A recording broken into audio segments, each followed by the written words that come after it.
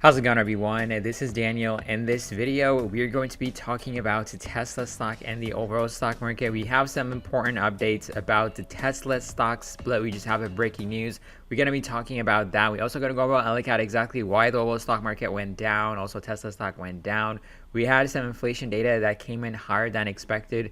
We're going to be talking about that in detail too in this video. So make sure you stay tuned. We're going to be talking about it coming up. As you can see over here, we have Tesla stock that's sitting at $696.69. We're down 3.12%, but after hours, as you can see, we're up 1%. We're above $700. So the overall stock market sold off aggressively today because we had inflation that came in at 8.6%. Yesterday we talked about that. If we get any kind of a surprise, we might see an aggressive sell-off that can happen. So we actually got the sell-off today. And when you compare Tesla stock with the overall stock market too, as you can see, Tesla down 3%, Amazon down 5.6%.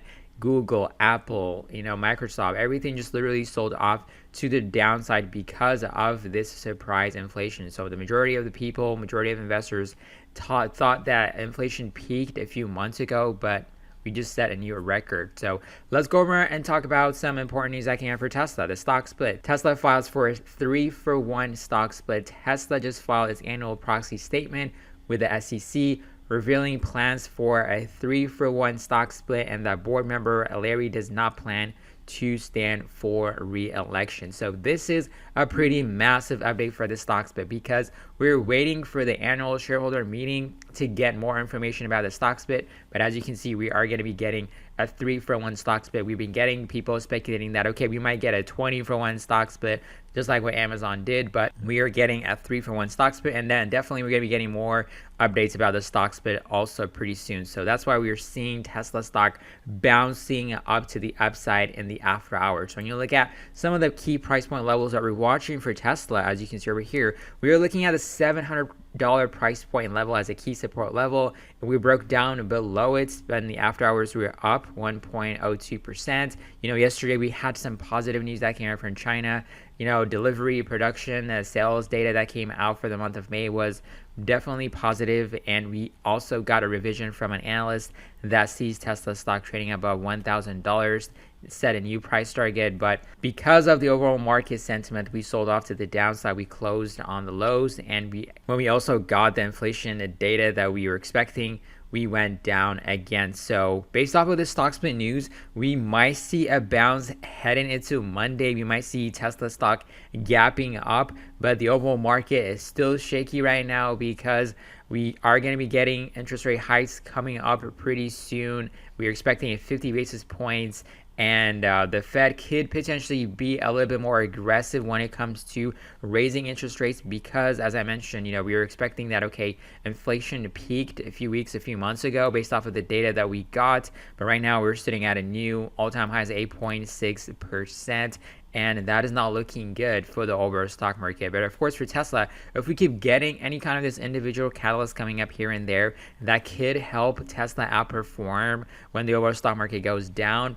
But we'll see what could potentially happen on Monday. But the overall market, unfortunately, just broke down to the downside today. We're sitting at down 2.9%. We were talking about, okay, this key price point level that we're watching, which is around 415. We tested it several times, and unfortunately, we started the breakdown yesterday, and right now we're down 2.9%. We had a massive gap down when we got the inflation data that came out for the month of April. So we're going to be watching a detailed breakdown of this inflation data that we got, and then I'm going to come back and we're going to go over a look at exactly what to expect for Tesla stock for Monday. We're going to be seeing that, okay, what are some key price point levels that we need to be watching out for Monday. So let's check out the video. Inflation data, that's the biggest thing we're watching, of course, this morning.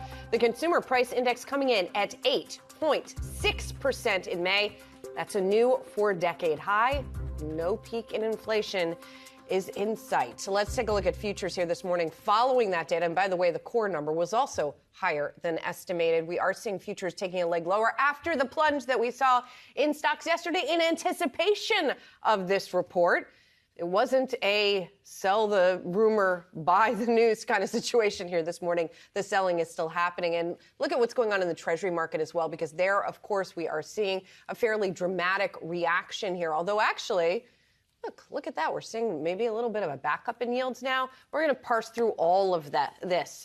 For that, let's bring in Yahoo Finance's Brian Chung and Inez Ferre. They're going to help us dive into this report further.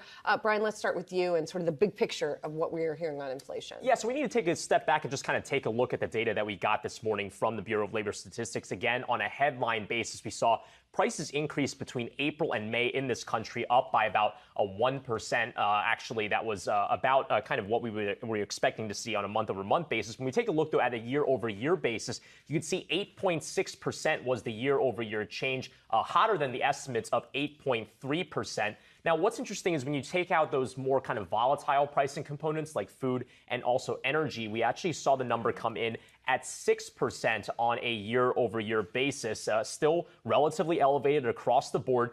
Unpacking the components of this report, you can see that a big driver of what we saw in the May inflation report is, of course, energy. We saw fuel oil increase by 17% on a month-over-month basis. Gasoline up 4%.